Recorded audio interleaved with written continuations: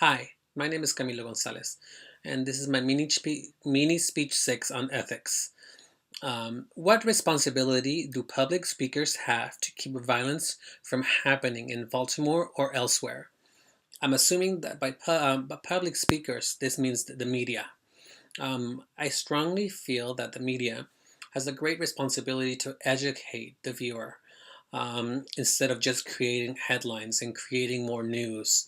Um, According to the reading that we just did on chapter 3 on ethics in public speaking, all the speakers should have um, speech goals.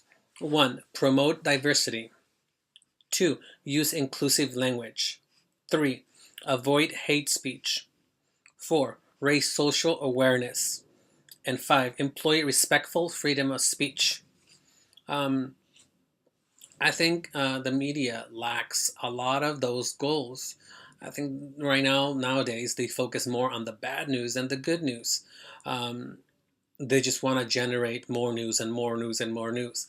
It's not really about educating the viewer and letting them know the full facts of what's happening. It's only about showing two-sided things, such as what recently happened in Ferguson and Baltimore.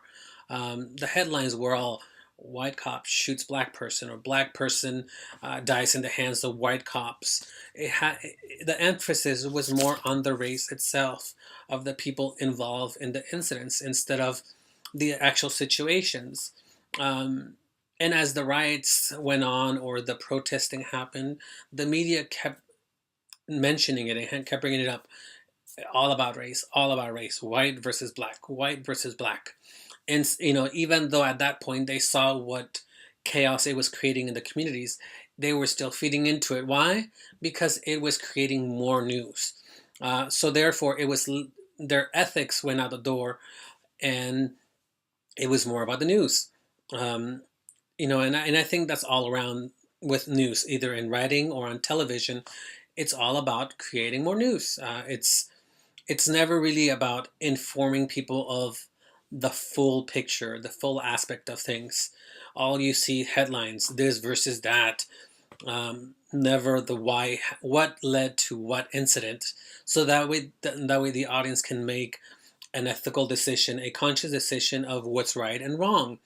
Um, Also in chapter 3, it was discussed is ethical listeners, which nowadays there aren't a lot of, or a lot of the people that are doing the riots or doing strikes are not really doing. They're not really being ethical listeners. Which, according to chapter 3, ethical listener is one who actively interprets shared material and analyzes the content and the speaker's effectiveness. So, even if I'm an effective listener, if the media is only feeding me information that's going to make me angry, then how can I make a conscious decision of what to do with the information provided?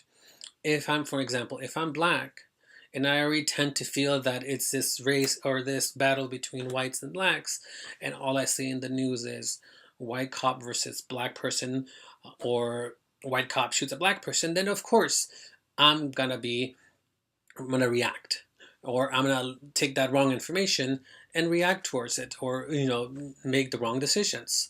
Now, if the media focused more on informing me of the actual facts, then I could make better choices. Um, so yeah, I do think that the media or public speakers have a huge role in preventing violence.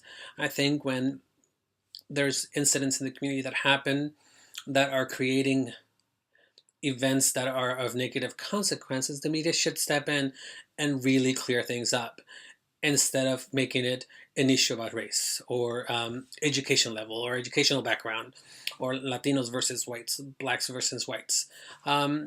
Is actually stick to the news and inform us as the community so that we can make better decisions. So yeah, thank you. I hope this helped.